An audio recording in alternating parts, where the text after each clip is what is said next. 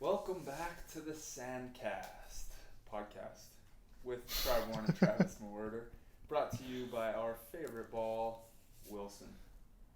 Also, the upcoming cup next weekend is the Wilson Cup with our favorite OPTX ball, and it's gonna be a fun one. I'm revved up for that one because we left some money on the table this past weekend, so we're looking forward to the Wilson Cup. But it's gonna be fun.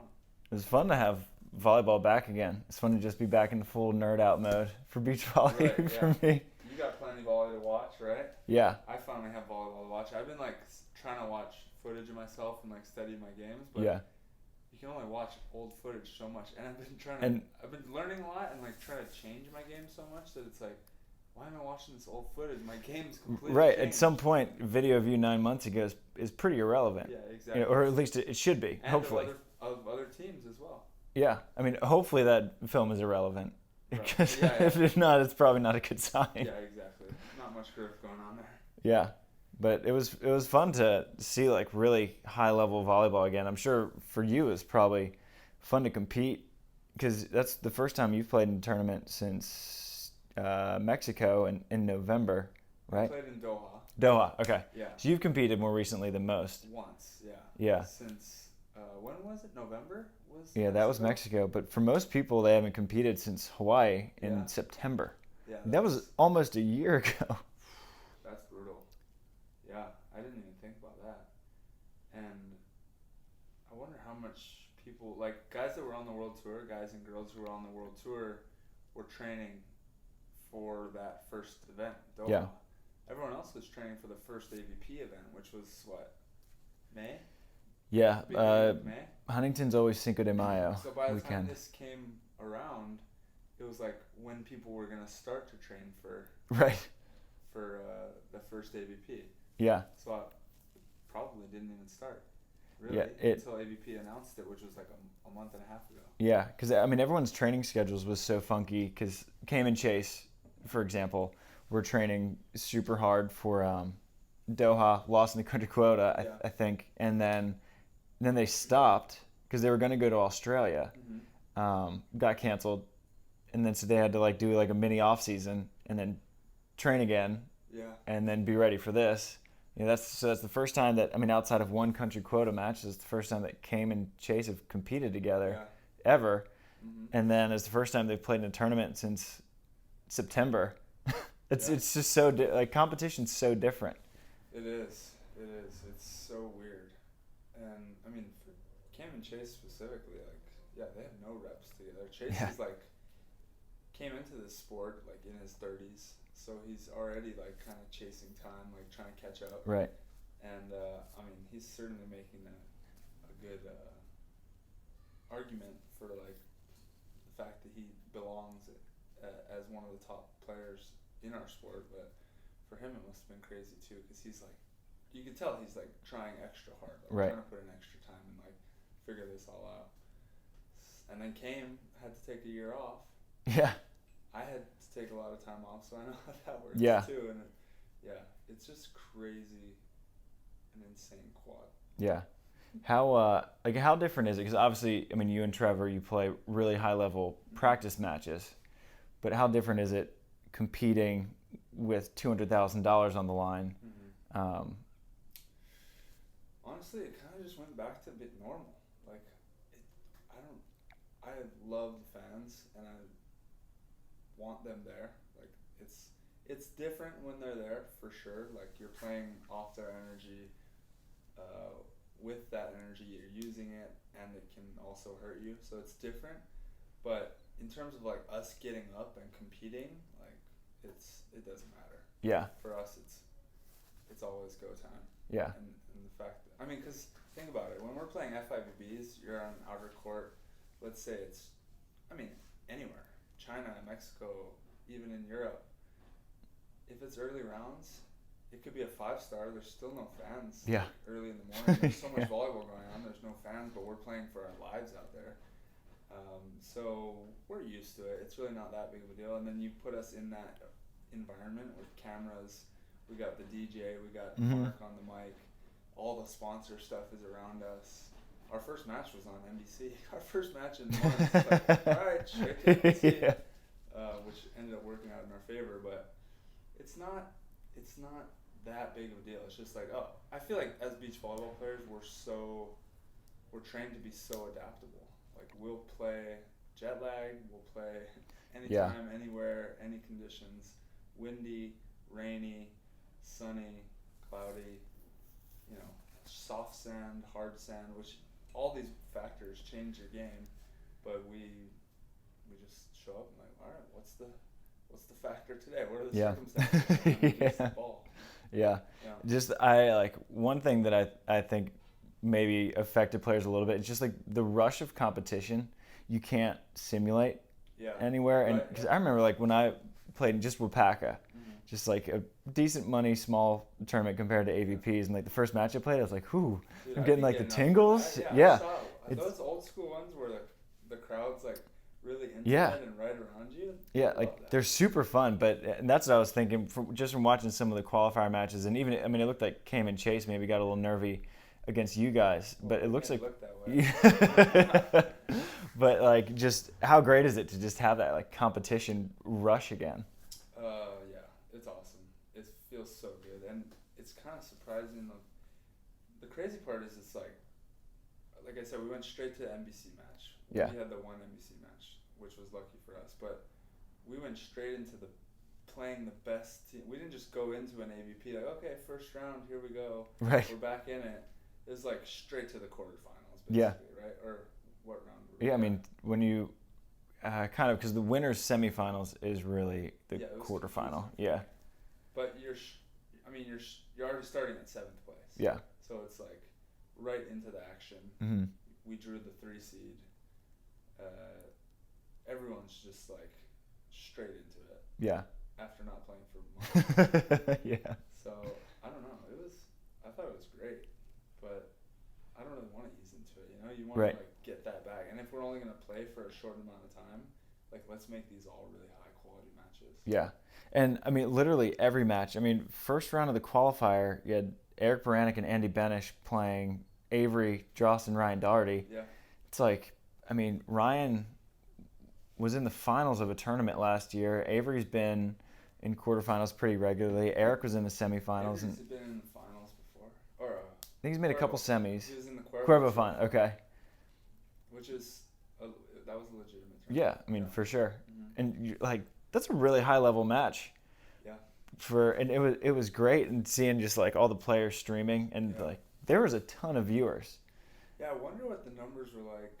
I wish we knew. I would love to know that. I bet we could text and get that information for everyone. But I wonder what the numbers were compared to like a normal broadcast. Yeah. I know that the AVP was like somewhat surprised about how much easier it is to put on an event like that. Oh, I bet. Like it's a lot cheaper and just a lot. There's way less.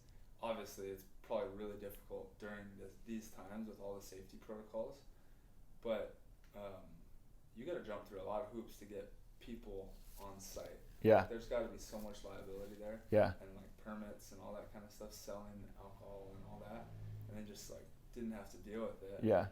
From one of my conversations with a staff member, it sounded like they were like, we might need to do more of these. This makes sense financially. Yeah. Which is terrifying to me. Well, we don't charge fans anyway. Right? Yeah. There's no charged seating, so probably maybe it only costs you to have them on site. Yeah.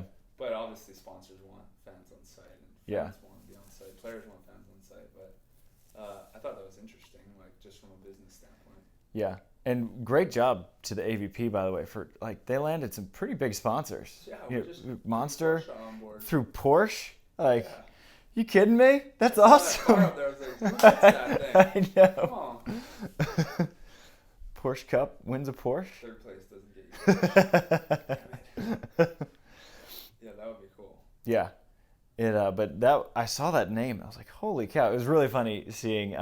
You got like Monster, pretty big name. Porsche, like huge name.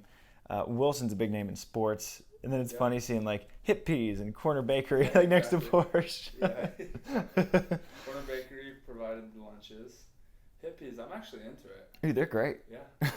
It's like you get to eat Cheetos without the guilt. Yeah.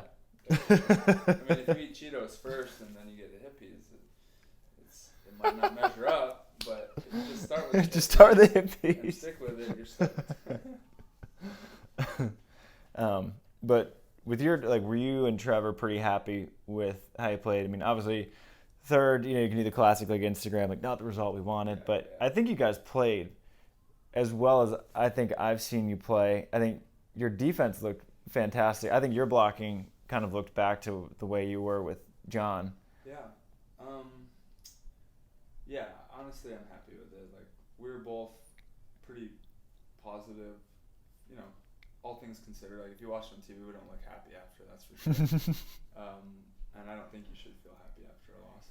But, it was all positive talk. It was all like, we showed what we came out strong. We did what we came here to do. Came up a little short against the 1 and the 2 seed. And they earned it. They had the ball out. Like, they had to play really well to beat us. So, we're happy with it. In terms of my blocking, I thought it felt good. Could be better, to be honest. I feel like there's a few lack of reps there, like, to really block the way that I want to. But I'm still trying to figure out the combination of, like, blocking for a Trevor Crabb behind me and not a John Hayden. And then also blocking within a system that Jose Loyola is setting up, and he's creating these practice plans. And, like, so it's interesting. Like, I don't think I'll ever get to, like, fully just implement what I want. Right. Like, I'm kind of learning that's just not what it's about. It's not about me playing good. It's about us playing good. Yeah. Right? You kind of have to, like, fully forget about. Because I could do all this, like, flashy stuff at the net and get a block every once in a while, but I might be leaving my guy hanging in the backcourt. Right. And they're going to adjust their game and work towards that. So, but it felt good. Yeah. Had some good blocks. I thought a little footwork that I want to work on. There's definitely a few things I want to work on coming out of it. But it felt good. Definitely blocking is, like, my pride and joy. Usually is. But nowadays I'm, like, really excited about defense. Yeah. And I touched a lot more balls than we did last year. Collectively, you guys were a completely different Even defensive if we team. had kicks Which was awesome. Yeah. It was fun. There was a lot of balls where I'm just, like, learning a lot. Yeah. It's so fun. It's fun playing against, like, Hayden, because you know that everything he's doing, there's, like, intention behind it. Yeah. Like, he's doing it for a reason. So I'm like, he's gonna do this, but then I think he's doing that, so I think he's gonna do this. Yeah. It's like a chess match the whole time, and then he speeds up and brings different speeds. Mm-hmm. And I was chasing a lot of his shots because he could get on it quick, and, like, I'd be, like, half a step late, and then eventually I pick up one or two. I'm like, yes, I got it. Yeah. And you have to adjust back, and for that match I was stoked because I came up with 2 big digs at the end of the match to finish it. So it's like, okay, I missed a lot during the match, but I got 2 at the end to finish it. Yeah. And I'm stoked on that one. But yeah, all in all, dude, we're happy. We're for sure happy about it. And I'm gonna be honest, like I've said on the show a lot, I want to be healthy. Yeah. And playing volleyball. I want to be playing AVPs. Like, that's it. Just not on the sidelines. Yeah. And I did that, and it works out for me when I'm healthy and on the court. It does. If I'm on the court, it tends to work out. So that's probably the thing I'm happiest about. Yeah. How were the courts in general? Because they were, I mean, man-made in the Long Beach Convention Center parking lot, which you never really know what you're going to get with a man-made court in a parking lot. But from what I heard, everyone seemed like pretty happy with it. They said it was pretty great. They were, I honestly thought they were perfect. It wasn't extremely jumpy to where, like, at the end of the week your knees and everything's hurting from just the impact. And it wasn't deep. Definitely wasn't deep. We're all training, like, most of us are training in Hermosa. Yeah. And that's, like, the deepest sand in the world. I thought it was perfect. Guys are flying out there, but not to the point where it's like you're playing indoor. Yeah. which makes it harder to like dive too. You know, when it's really shallow. It's so much better than if they were to put us on the beach right next door. Like we want to play on the beach because it's beautiful, but like Long Beach is like an ashtray. When you play there, it's shallow and it looks like there's smoke. It's just dusty. It's just dust everywhere. And that sound was perfect. Yeah. So I got no complaints. It got pretty hot, like, because we're just, on a black parking lot. Right. But not too bad. We're still close to the ocean, so yeah. There was a little breeze coming through. Yeah. I was wondering how stadium court was, because it looked like you got pretty tired against Jake and Taylor. Yeah. And it looked like most people were getting pretty winded. And I didn't know if that was a matter of just expedited conditioning before the season or if it was just like pretty hot. Saturday was pretty hot. Yeah. Yeah. We had some long rallies for sure. Getting that adrenaline going. It was just hot, and I felt like the wind wasn't really coming through that much, just because it's pretty blocked off. The side that you can't see on camera is fully open. Okay. So like there was definitely wind coming through, but if you look at the it just looks like you're in a box. And it's black. Yeah. It was all black. Oh yeah, I didn't think about that. Yeah, I mean, it wasn't that big of a factor, to be honest. Yeah. I just think it was a hot day, and we were all just getting back into the action, getting the adrenaline going. Yeah. We had some really gnarly rallies, and that'll do it. That'll do it. Honestly, I was going for my jump serve really hard that match, and my shoulder was not having it, but I just kept going for it, and I was like, that was kind of gassing me. Yeah. How was it playing Hayden? Is that the first time you played John? No. Ever? So me and Jeff Carlson. Most people don't know. Oh, you played him with me and Jeff Carlson Evie? played Evie and when Sean Scott was hurt. That's kind of how Hayden discovered me. Okay. For the most part, we beat him. So I was 1-0 against Hayden for like 5-6 years. And then last year in Hawaii, we played Theo and Hayden. Oh, you played him in Hawaii. I didn't know that. Okay. Quarters. I think we got 5th there.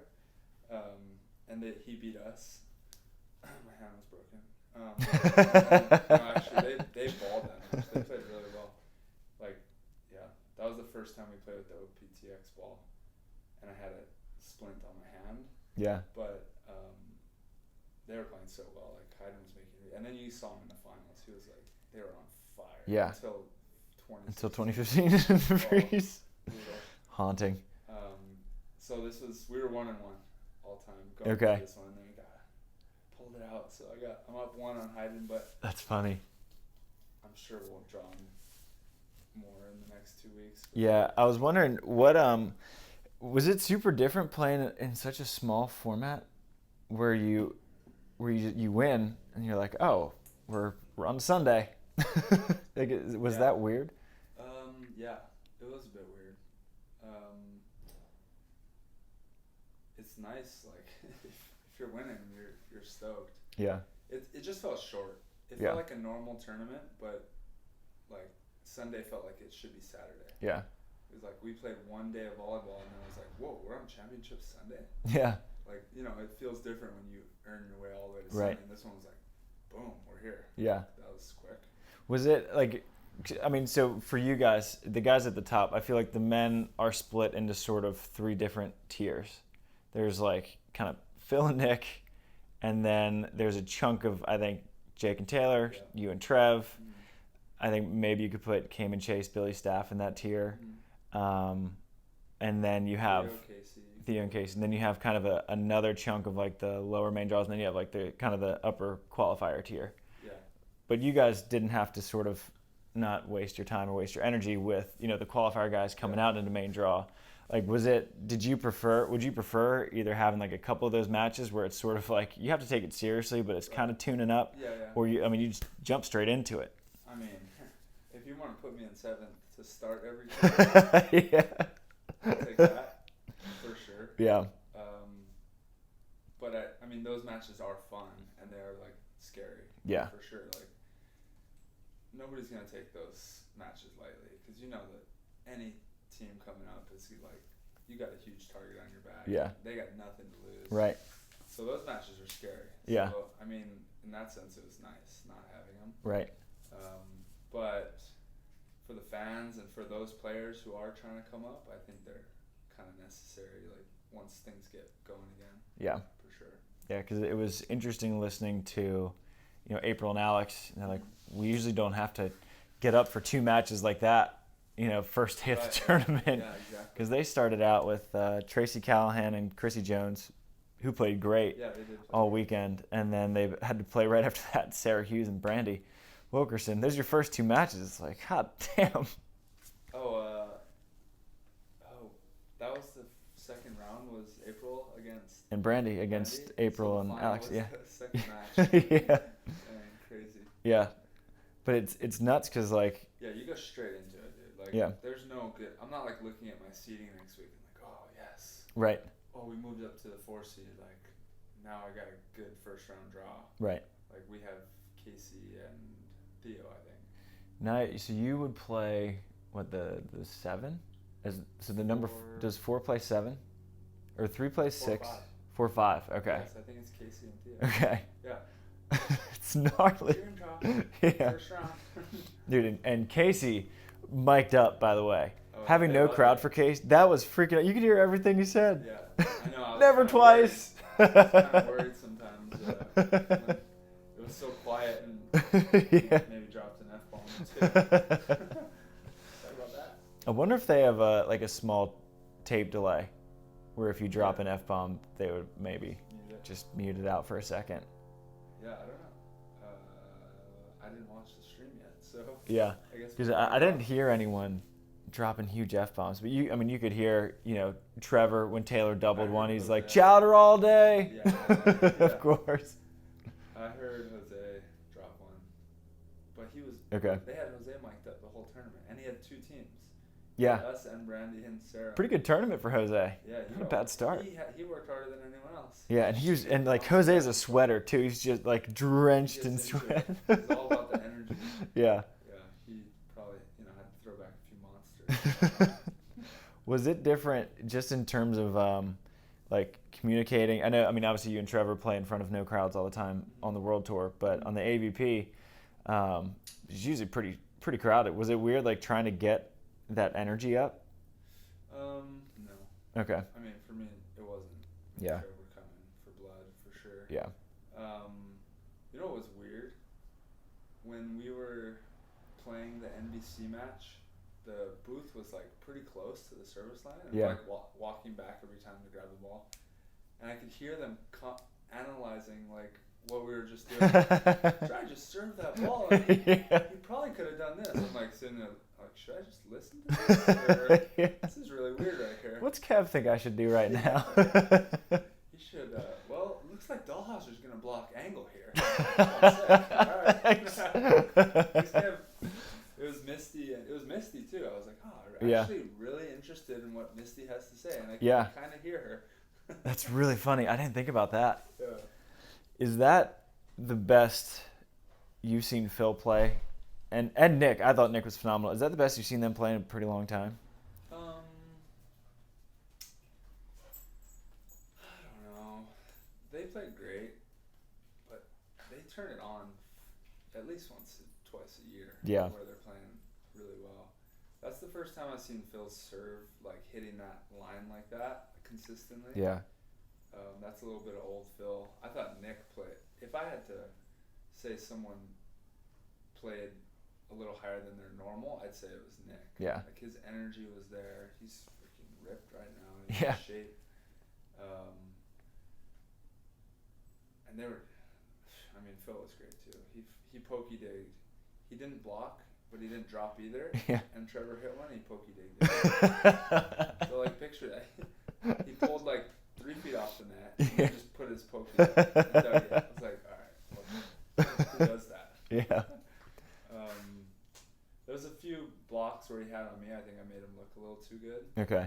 Where we were setting a little too tight, and then I was trying to swing high corner, and if you block me, it's gonna go high. Right. Or I'm gonna get a tool off, or I'm gonna actually hit it where I'm hitting it. But it dropped, and I just hit it like straight into his block. Yeah. Like that's the worst thing in the world for me. Where I'm like, if you block me, like, and I try to do it, and you block it, it's great, but I can't stand it when I hit it, and I just look like an idiot. Yeah. That was like 2 of those. And then the other ones, he just straight blocked me. Yeah, I thought, because, I mean, they made so many really good teams just look awful. Like, they barely sweat against Casey and Theo. They smashed Ed Ratledge and Skylar, who beat some really good teams to qualify. They were just cruising. Well, you know what people don't realize is that, like, Phil's physically great, unbelievable touch, Nick's quick, and he basically has all the shots. But they're probably the most cerebral team out there. Like, if you just take volleyball out and we go out there and have to play X's and O's volleyball and strategize and all that, they're top team. Yeah. I'd probably put Jake and Taylor right there as well.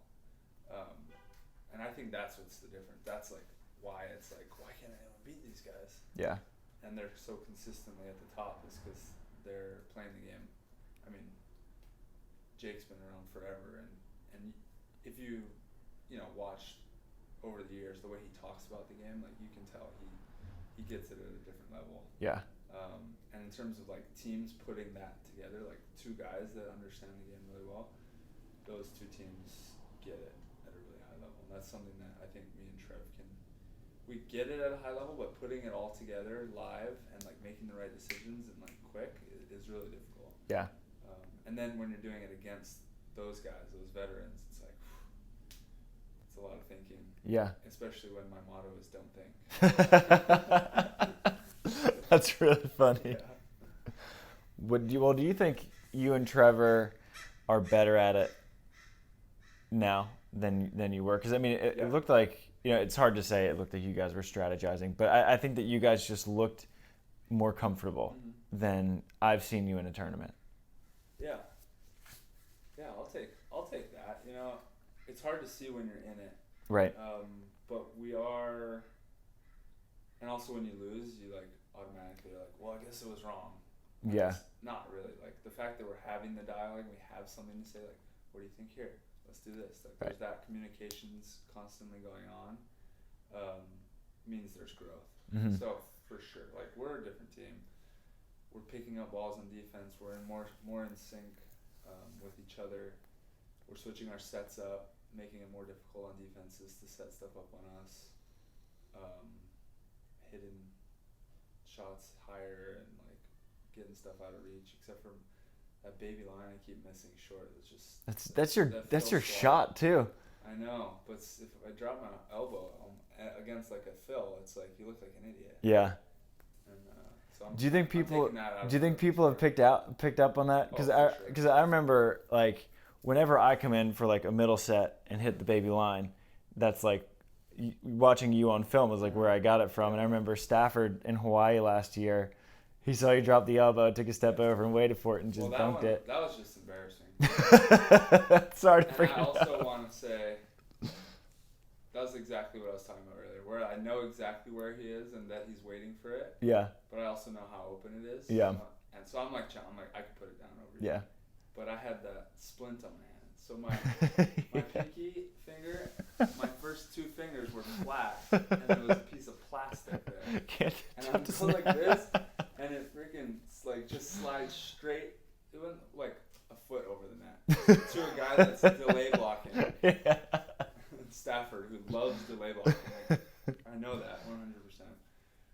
And then he did it and yelled at me, and I was like, oh my god. Yeah. And then next opportunity, I was like, not gonna get this one. And I did it like even lower. He pounded it back at me. I was like, this is not real life. But yeah, I gotta get that out of my repertoire. Like, can't let those easy plays go. Like easy guaranteed blocks. Yeah. Can't let that happen. Yeah. I mean, it's a good shot when people don't know it's coming. Yeah. Well, don't air low. Yeah. You can't air low. Yeah. So if the guy comes down and dives and picks it up, okay, at least he's in transition and like has to get up off the ground. Or if a defender's laying out for it, because I'm not going to do it if a defender's walking into it, most likely, unless they doubled up, which is a huge risk. And so at least you have a chance to transition. Right. It's not a bad shot if they get it. But if you hit it a foot or two over the net, like it's 100% slam dunk, and you Yeah. look like an idiot. So yeah, there's that.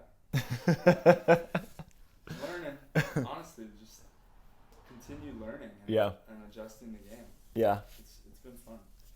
For the men's side, so I mean, I think Phil and Nick, obviously literally the biggest winners from it. But who do you think played well on the men's side? I think Cayman and Chase did a great job of coming back. For sure. Because it'd be pretty easy to just get in the hole and kind of throw it. They beat us at practice. I was playing pretty damn bad, in my opinion, at practice.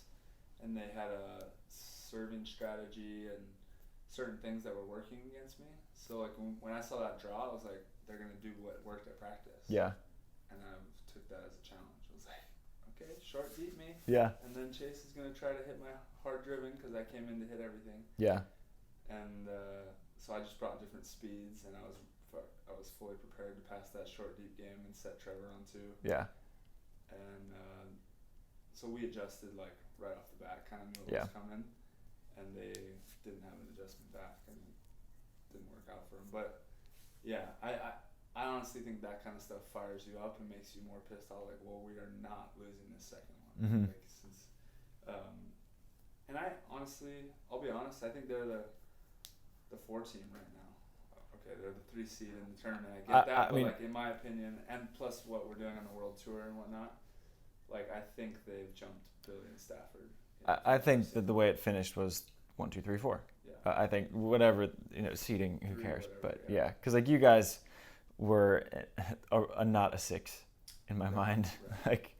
Like when someone said that like the 6 is playing the 3, I figured it was you guys were the 3. And then I remember that you don't play AVP tournaments. Now I'm full-time AVP. Full-time player. This will be the first time, maybe ever, that I don't want to jinx it.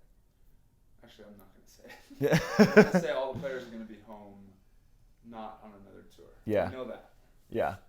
And I hope everyone's just safe and healthy, and we can just, whatever the results are at the end of these 3, is what it is. Yeah. There's no like reading into it like, oh, they weren't here, this team wasn't here, and blah blah blah.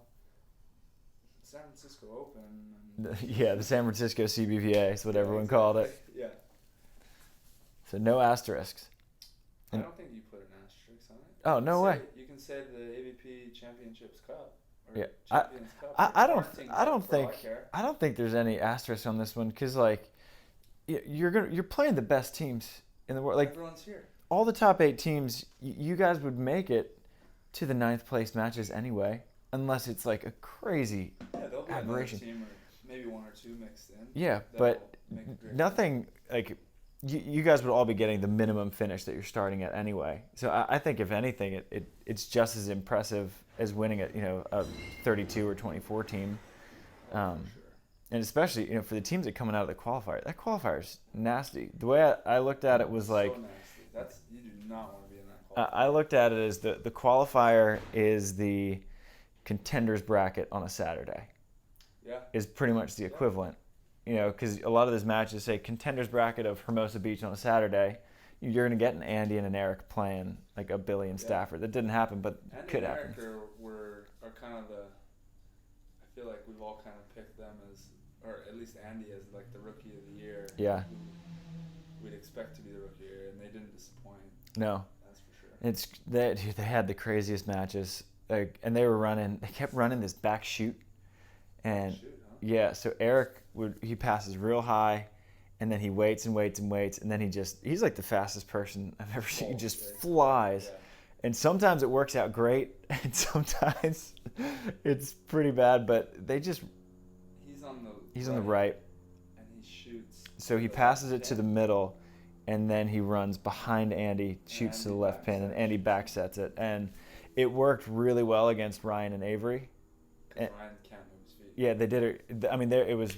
I don't know if it was them or LT that said like move Ryan around, but they did a great job moving him around. Yeah. And kind of not that he was ineffective, but definitely reduced how effective he was. But they got a little out of control against Ed and Skylar in the last round. Yeah. And so Ed was just like, they played great. There were a couple times that they ran a back shoot for no reason and gave us a free point or two. And like when you win 21-19, 21-19, there's your difference. Exactly. But they played great. They won 18-16 in the third against Tim and Troy. That's a huge win. Yeah, which is pretty big. Tough because Troy and Tim probably didn't get to train together much at all.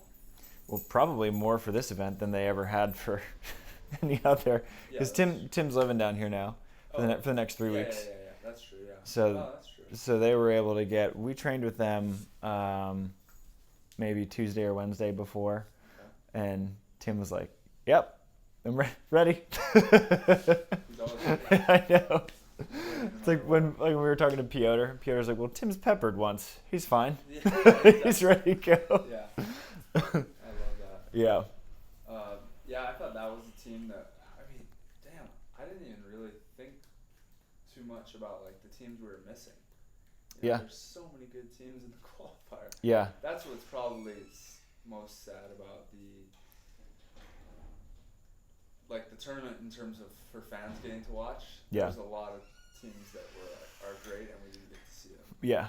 And it's a bummer because, like, me and Mike Bogue, we were originally the 6th team on the reserve list, and then they cut it down so only 4 teams are on the reserve list. So, like, we're totally out, and which is, it's a huge bummer because I think, like, we could be like an Andy and Eric. Right, yeah. And Paul Lottman, actually, he said something really interesting. I was talking to him, and he said, he, like, tweeted to the AVP, is like, if you lose first round of the quali, why don't you're now out, sub in the top 8 reserve teams, and then next, say the Wilson Cup top, teams that are first out. Now you're out, and the 8 teams that lost are back in. Yeah.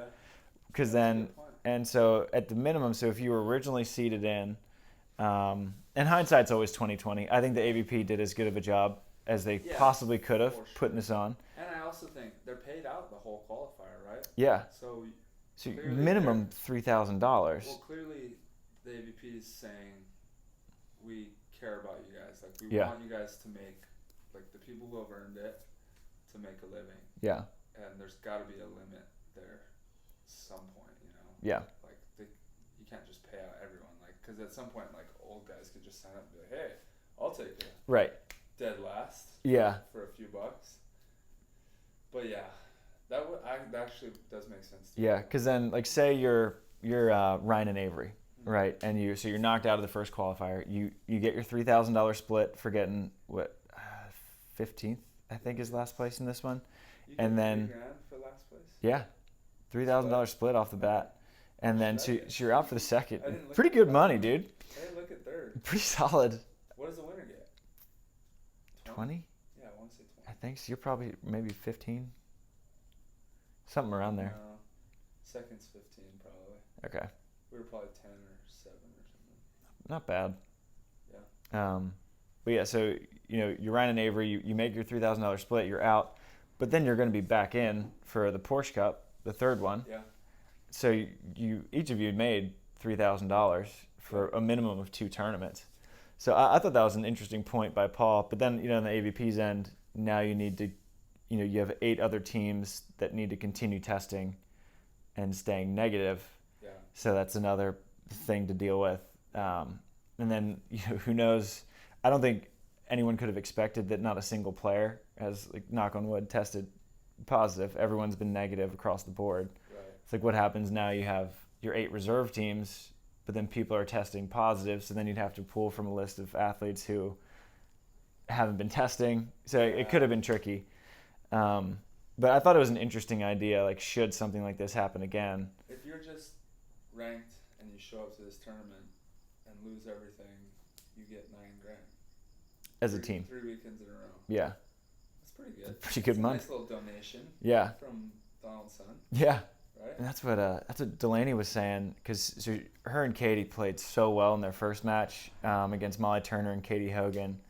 Mm-hmm. Won that one, and then they lost to Crissy Cook and Jace Pardon. And so they got, like, 11th. Mm-hmm. And Delaney came back and she's like, I should be really, really disappointed and upset, but she was like, that's a really good team. Like, they won Austin. Yeah. And we played so good in our first one, and we got 11th, which is a good finish in a fully loaded AVP. Yeah. she's like, it's hard. Like the emotions of this one are really hard to like grapple with. Yeah. It's different. Yeah. But I don't know. For some reason, it feels so familiar. Just like this is beach volleyball. Yeah. There's always something weird that doesn't make sense. Yeah. And like, it's just, I feel like that's just our sport. We've never been like the NBA. Like you have 82 games and you play them every year. Right. You go to your team. Every year's like, so what's the season like this year? Yeah. When do we play? Who gets to play? What are the rules? Yeah. We have rule changes. We have ball changes. So I don't. Yeah. When I think of that, I'm like, yep, definitely difficult. But like, we are built for adversity. Like, yeah. They're trying to build us for that or something. I don't know. I've never thought about that. It's really funny that every offseason it's like, how many events will Donald do this year, and exactly. like what's the FIVB gonna do, and you never know what Norseca is gonna try to do. Come on, 12 events. 6. Wow, that's half. Yeah. That's half of my job gone. All right, sweetie. So here's what our year looks like. I guess we're gonna vacation a bit longer, but with less money. It's really funny. I haven't thought about it like that, but it's cool that these 3 events are happening. I don't know. I haven't heard anything from the FIVB. So they're putting on those smaller events. Yeah. You got ones and 2 stars for women only. Yeah, which men are just 1 stars. I don't understand. Like, is that worth their time? Or the FIVB? What's the point of those? Well, like, so if now. You run an event. Why not run like a real event? Well, I know for some of them in China, they'll like have events in places that aren't really developed, and they're trying to bring like say, oh, like this town hosted a world tour like Olympic qualification and you can say that even though it's just a 1 star. Yeah. Not many people show up, and when the fans do show up, they're just like sitting there. Like, yeah. Like, oh, okay. Like I think I know what's going on here. Yeah. They're just like cruising. I was talking to Ryan. Ooh, I was talking to Ryan Doherty about it, and I was like, man, it's got to be so weird to play without fans. He's like, you've played in China. I was like, you're right. We had like 0 people on stadium court playing the Swiss guys. I've played multiple FIVB finals in China, and I gotta say, it felt like more energy was coming from the AVP. Yeah. Than because you could hear Cameron probably pretty stoked. Yeah, exactly. Yeah, at least the staff was happy. Yeah. Yeah. So I feel like all the World Tour players, this probably isn't all that weird. Because you guys have played in all sorts of weird circumstances. Like, I wish you could like really like journal all of those kinds of experiences. Yeah. That, like someone like Phil who's been on tour for like, I don't know, 10, 15 years. Yeah. World tour. Like all those stories. It would just be like an endless list of like crazy places and times and circumstances that they've played under. Yeah. So I mean, it always sounds so glamorous, Yeah. But then, like you're watching you and Trev in the finals of where were you guys? Like Xinjiang? I don't even remember. There was just no one there, and it was so hot. Yeah, exactly. They all have umbrellas. Yeah. Not because it's raining. Yeah. Because of the sun. Yeah. That's interesting. We covered a lot of the men's side of things, but the women's was pretty wild. I mean, April and Alix, the usual suspects, they won. I would have liked to see. I really wanted to see Sara, Hughes, and Brandie at least take that first set. Did you watch it? When they lost it, yeah. That So joust. I didn't watch the beginning of the first set. The joust that they called a block and 4 touches. Yeah. I Oh. thought that was a back call. Dude, it killed me. Was it the right call?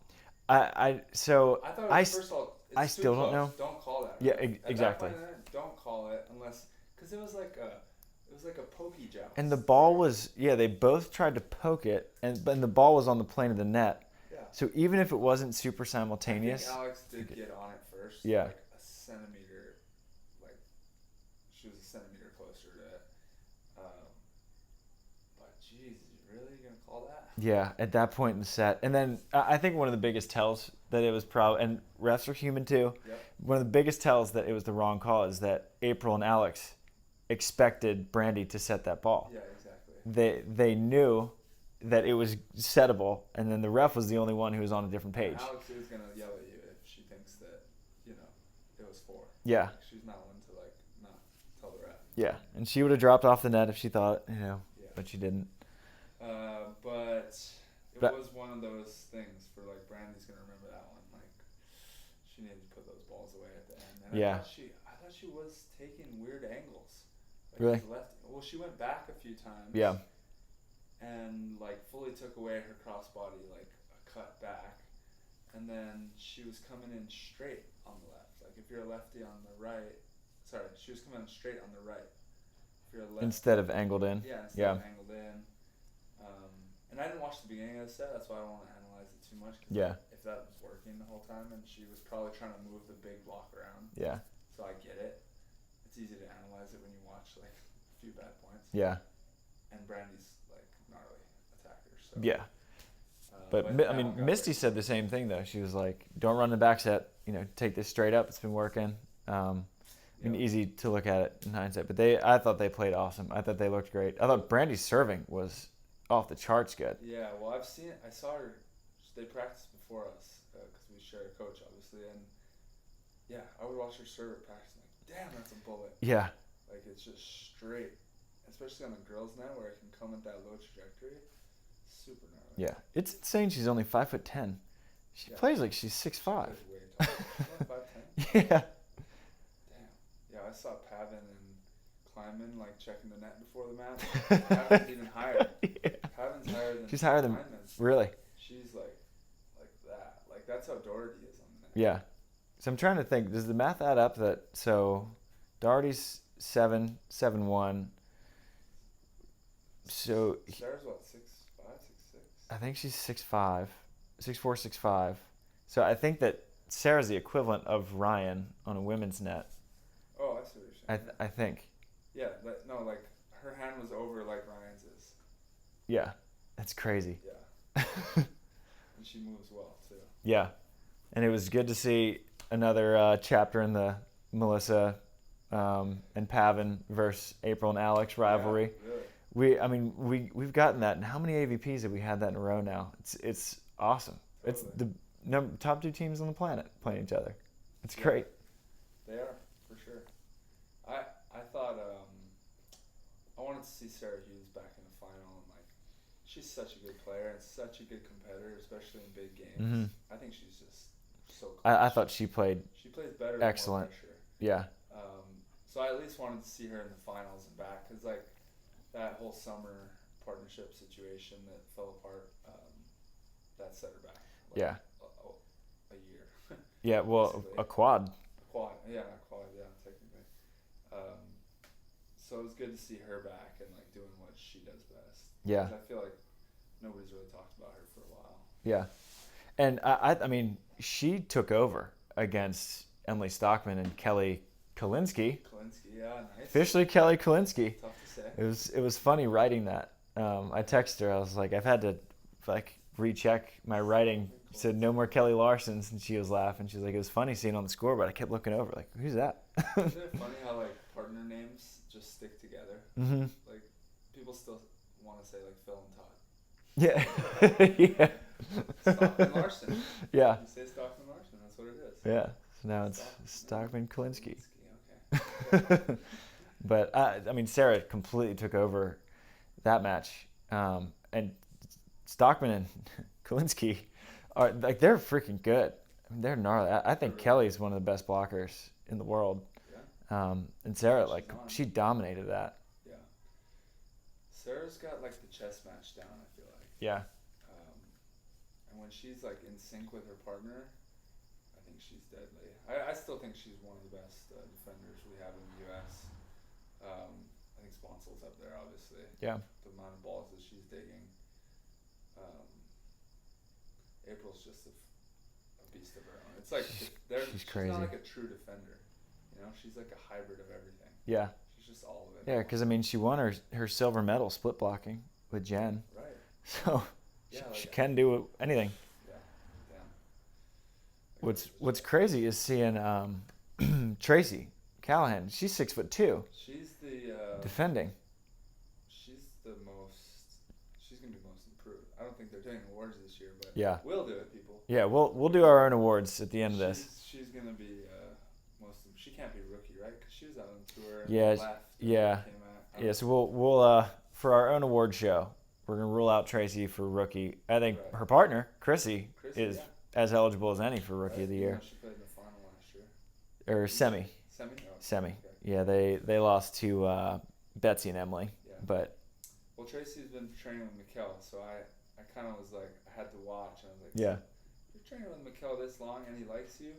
Like something's up. And sure enough, first tournament, she comes out looking in great shape, and she's balling. Yeah, they worked hard because Crissy got married, and she was living in was it 29 Palms?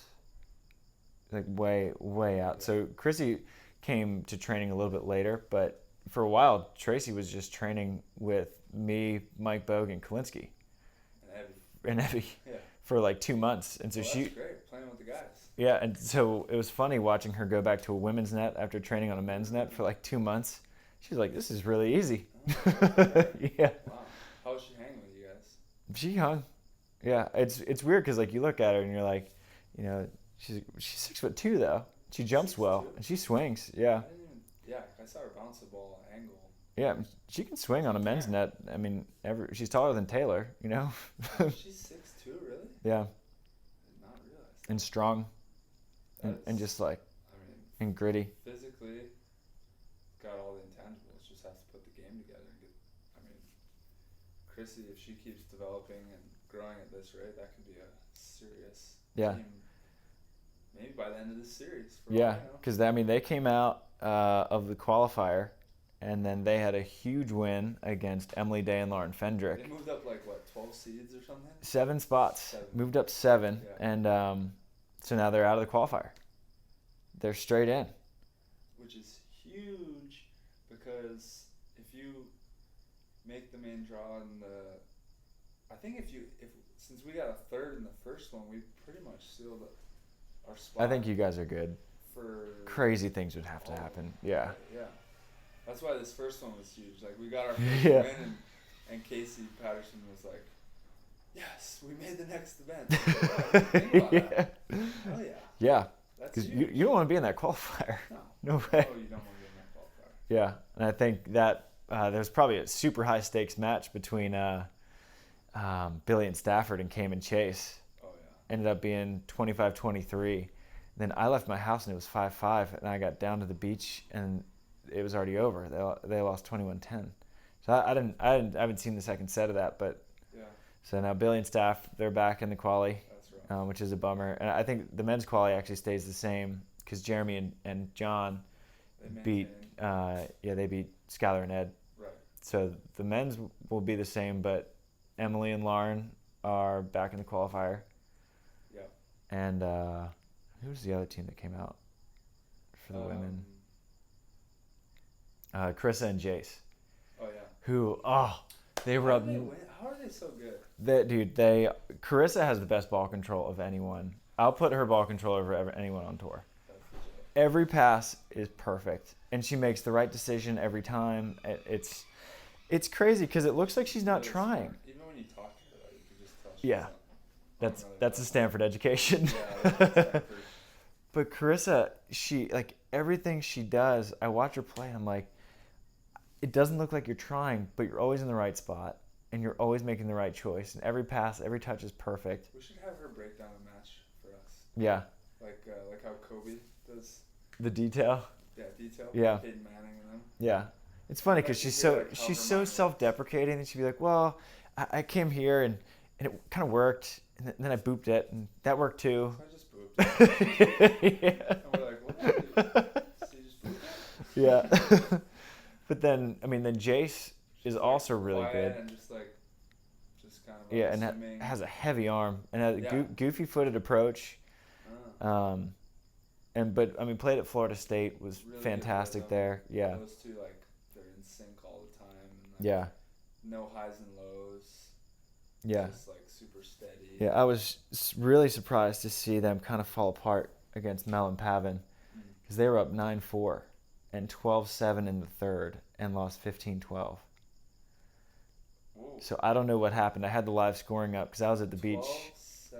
They were up? Yeah. And didn't score another point? Yeah. Ooh. I know at least 9-4. I don't know if it was 12-7, but it was somewhere around that. And It's an 8-0 run, right? Yeah. Which, so I was surprised to see that, but I'm not surprised at all to see them taking Mel and Pav to 3 because they're just that good. They're that smart. Right, yeah. That's impressive. Yeah. You're the real deal if you're taking that team to 3. Yeah. For sure. Yeah. So, I mean, I don't think their Austin win was fluky at all. I think they could kind of bring it to anyone. Right. But yeah, I would recommend watching Crissy play, and you'll just be like, okay. I have watched her play, but I haven't really analyzed it. It's just kind of been watching. Mm-hmm. I'm really bad at watching. I think I watch all 4 players at once. Yeah. It's weird. Because I could be watching a match and then they're like, who are they? People ask me, who have they been serving? I'm like, I don't know. I legitimately don't know. But I've watched every single point. Yeah. I don't know if I think wrong with me or maybe I'm seeing things in a good way. I think it's different. I can't tell. It's different when you're playing. So you're in the tournament, and when I'm in tournaments, I hate watching. Right. When it's a tournament that I played in, then I get knocked out. I'm like, I don't want to watch another point. Right, yeah, no, I know. And the only reason that I do is because I get paid to write about it, so I kind of have to. But which is a great job. But now that I'm not in it, it was really fun to not be like, damn it, screw the McKibbins. They knocked me out. I hope they lose 21-5. I didn't have that with anyone. I was just watching my friends play volleyball, and it was super fun. And so I got to watch it in a way that I haven't been able to watch since I started competing seriously, and it was really fun. That little ego in you, just talking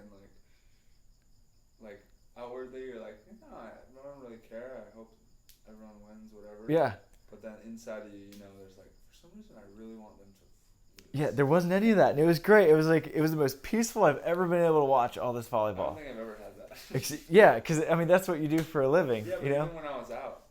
Yeah. I was pissed that. But I guess then you'd probably be like, I'd freaking win this tournament. Yeah, you kidding me? San Francisco? Yeah. Come on. Yeah, Loomis and Madison. I mean, I'm not gonna lie, that ego was always talking. Yeah, but it was really different. It was a super fun experience for me because then I wrote a ton, and I was just talking to people all day. I was talking to Andy and Eric in between matches. Dude, you guys are so good. I'm so stoked for you guys. Keep it up. Yeah. It was fun. I had a bunch of side bets going on with random people on Instagram. So I'm up $60 on the year. Let's go. So this is the most profitable volleyball year I've ever had. There needs to be some serious betting going on. I actually know someone who's a huge sports fan. Yeah. And he loves betting on sports. Yeah. And he was bummed that he couldn't bet on it. Dude, just DM me on Instagram. Come on. What? Yeah. I'm like, dude, I don't think we have it. You have to go international for that. Yeah. But there's Travis. Yep. One man casino over here. I'll be the AVP sportsbook. Why don't we just start one? SANDCAST sportsbook. Yeah. Let's do it. We could do that. I mean, I don't know who's going to bank it. Legally. If any sponsors out there want to bankroll beach volleyball betting, hit us up. It's all casino chips. Yeah. Real money. Monopoly money. Yeah, Monopoly. But it was fun for me. The past couple weeks have actually been super fun. Once I realized, one, that I'd be on the reserve list. I didn't want to root for people to test positive. No. But I was like, you know what? I'll get tested. One, I need to get tested anyway, so Delaney doesn't get positive from me. Yeah. But once I was on the reserve list, I was like, okay, well now I'm just going to be whoever needs a practice dummy, I'm in. Yeah. So I've been subbing in, helping with Delaney and Katie. On Thursday, I'm going to be a fake Sara Pavin for Crissy and Traci because they play them first round. Wow. I helped out Troy because Tim wasn't in town yet, so I was his fake Baumgren. And you're getting all the stories. I was a fake Ricardo, yeah. And so it's been super fun. There's no stakes. I get to play in all these fun groups, and tomorrow I'm going out and helping with Casey and Theo because they're like, hey, can you just like be a blocker for us for like an hour? It's like, sure. And it's been fun. Like it's very carefree. Don't move around like me because you know I'm playing them first round. Don't give them the little shake and bake. Dude, it was funny watching. Theo like, just hits OT anyways. Every time he doesn't bring it down. Just the deep seam spatch every time. It was funny watching you blocking though after training with Mikkel when you just like the 3 shuffles. I was like, I see it. Yep, that was exactly it. I told Delaney, I was like, he does a lot of that with bands on. Yeah, and there's more I want Yeah. to work on. Yeah. So the Monster Hydro Cup is over. I think it's success. I win that one for Monster, but 3rd, not bad. Not bad, and I mean Wilson's the SANDCAST sponsor. Yeah. So you want to win. You gotta take this is it. You want to win for Wilson. That's right. Is there? I mean, anything that, I guess not game-wise that you'd want to improve on, but like anything that you think could be changed or made better from a fan's perspective, I thought it was tremendous. But from a player's perspective, is like, would you expect anything to be different? Maybe you'll be more settled into competing. It was really mellow. Yeah. I slept at home, first of all. We don't get to do that. Yeah. You get to do that for That's rare. 3 tournaments a year. And like I always say on the show, I don't even play AVP. I haven't been able to in so long. So I don't even get to do that.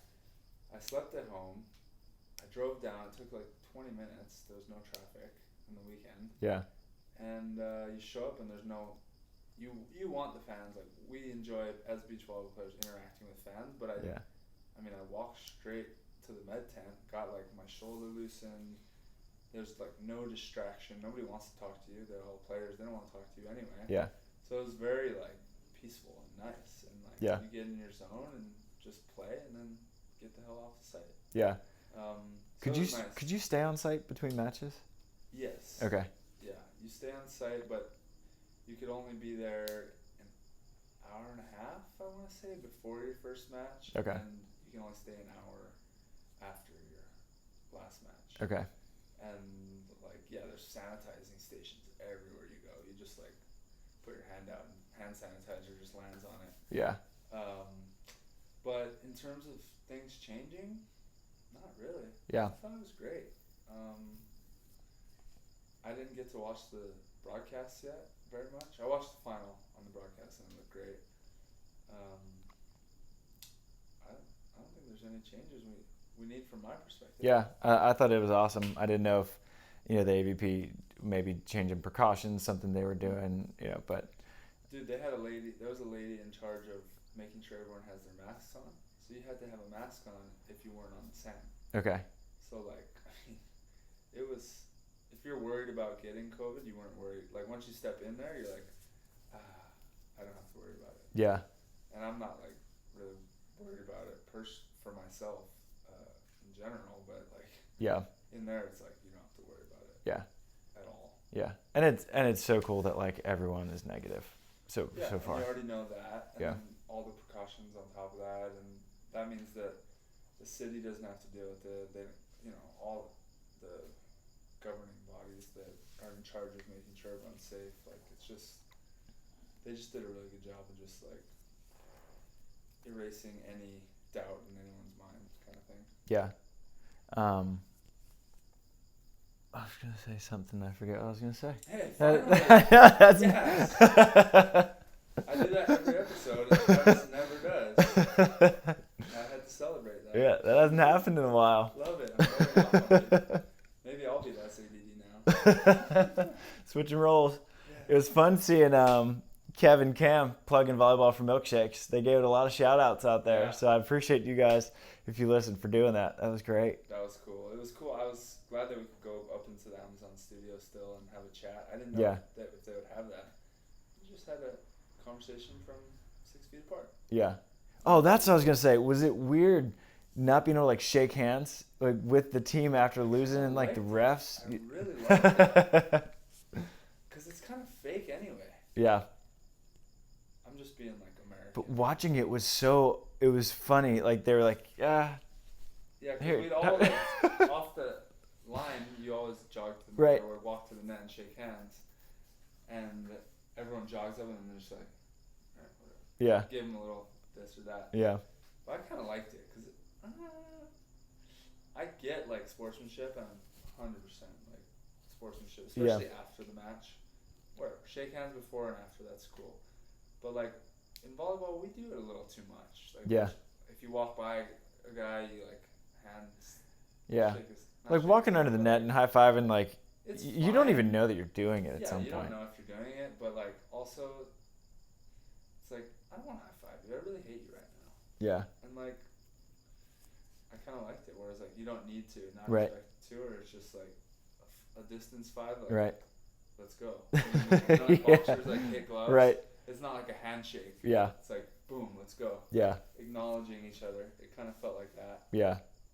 And then I don't know. I didn't have to walk 10 steps to the net. I didn't have to walk to the ref stand. Yeah, it was funny watching like Phil and Nick. They won and they turned around. They're like, that was so awkward. Like, me and you. I mean, there's no sound. It's just us. Oh, that's funny. Yeah. But all in all, I thought it was great. Super grateful to be back out there and just playing volleyball. Yeah. Good to be watching volleyball. So you guys requested the episode, us breaking it down, so appreciate the feedback, and we'll have guests next week. Yeah, so throw us reviews or comments if you guys have anything specific you want to hear about next week's tournament, the Wilson Cup, and we'll deliver a post-tournament episode. Yeah, try. Keep killing it out there. Thank you, sir. Keep repping the show. With that. With the pen as the official game. What? Let's be the scribe. You're the guy who replicates all the players. Yeah. You know, you can. What do you call it? I don't even know what you call it. You're the Sara Pavin. Yeah. But also like the Tim Baumgren. I'm just the chameleon. I'm the sixth man. Beach volleyball sixth man. Call Travis. I need a defender. Call Travis. I need a lefty. Travis, can you hit righty? Yep. If you need me, I'm available. Yeah. Give your boy a call. All right, dude. All right, Shoots. Shoots.